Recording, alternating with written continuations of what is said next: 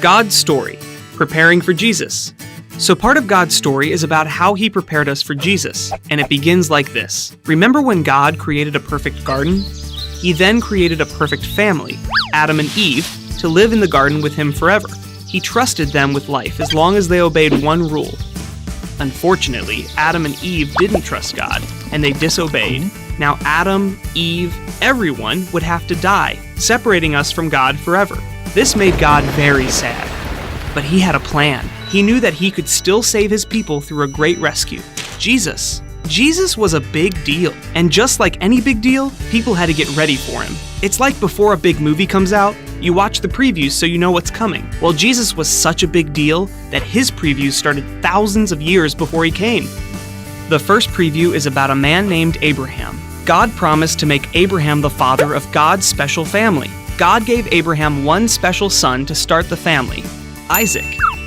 Now Abraham knew that one day he would have to die because of what happened in the garden.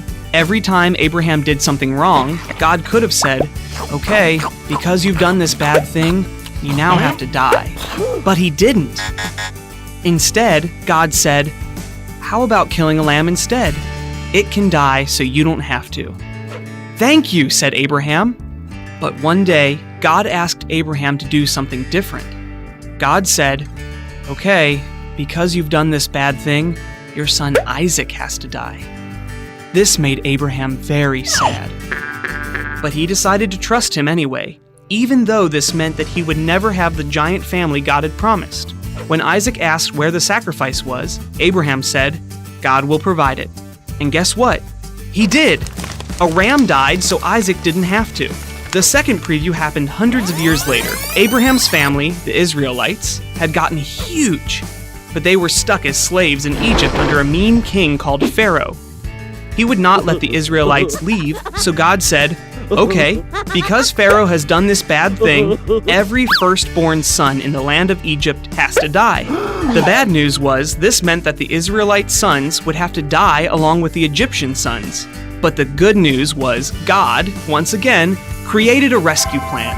God said, "Anyone who kills a lamb and paints the blood on their door will be saved. The destroyer will pass over your house."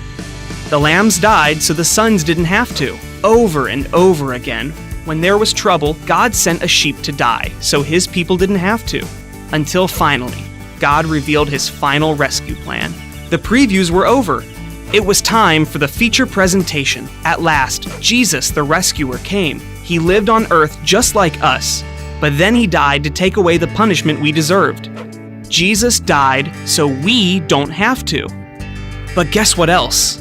Jesus didn't stay dead like the sheep. He came back to life and went up to heaven. Now we can be close to God again. And one day, he'll recreate a perfect world for God's whole family to live in forever. Just like the original garden, but better. And that's the story of how God prepared us for Jesus. So in case you missed it, here's the quick version. Death separated us from God.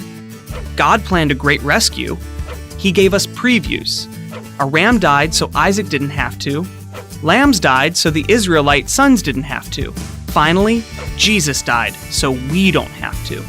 But Jesus came back to life. Now death can't separate us from God.